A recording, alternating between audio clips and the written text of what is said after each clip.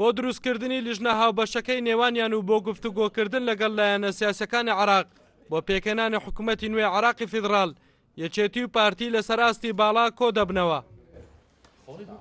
ئەندامێکی مەکتەبی سیاسی یەکێتی ناوەڕۆکی کۆبوونەوەکە بۆ کورساد نیوز ئاشکرا دەکات و دەڵێت بڕیار لە لیژنە هاوبەشەکەی پارتی و یەکێتی دەدەن و ئەرک و کارەکانی ئەو لیژنەیە دیاری دەکەن.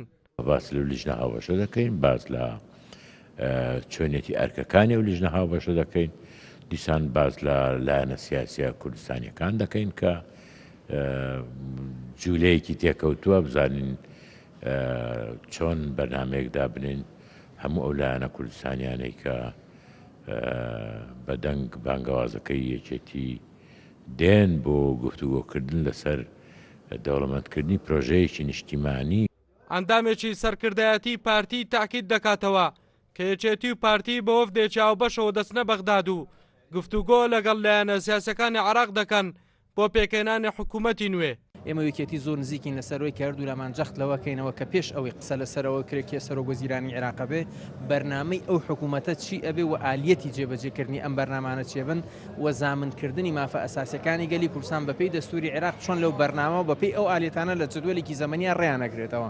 ئەم بابەتێکی هەر ئەساسی ئەمەش پێویست بەوە کە ئێمە وەرەقەیەکی هاوبەش حازرکەین تا بێتە وەرەقەی هاوبەشی ڕوئیای پارتی و یەکێتی. سکرتێری حزبی سۆسیالیست دیموکراتی کوردستان ڕای دەگەێنێت ئەو لیژنە هاوبەشەی کە بڕیارە لە نێوان یەکێتی و پارتی پێک بێندرێت بە پێویستی دەزانێت لایەنە سیاسەکانی دیکەی هەرێمی کوردستانیش بەشداری لیژنەکە بکەن. خۆی ڕەنگە حکوومەتی عێراقی درێژە بکێشێ دروستبوونەکەی، بەڵام بەمسەد کوردەوە کورد دەتوانێت استیفادەی لێ بکە بە تایبەتی یەکێتی نیشتیمانی و پارتی دیموکراتی کوردستان ئەگەر ئەوان بگەنە نەتیجەیەک لەگەڵ هەموو حیزبەکانی تر پێم وایە سەرکەوتێکی باش بۆ کورد بەدەست. هەردوو مەکتەبی سیاسی یەکێتی نیشتیمانی کوردستان و پارتی دیموکراتی کوردستان لەسەر ئەو ڕووداوانەی کە ڕوو دەدەن و ئەو بارودۆخەی لە ناوچەکە هەیە بڕیاریان داوە هەفتانە کۆ ببنەوە و قسەی خۆیان لەسەر گۆڕانکاریەکانە بێت. ئەڵگورد ئەحمەد، کورساد نیوز، هەولێر.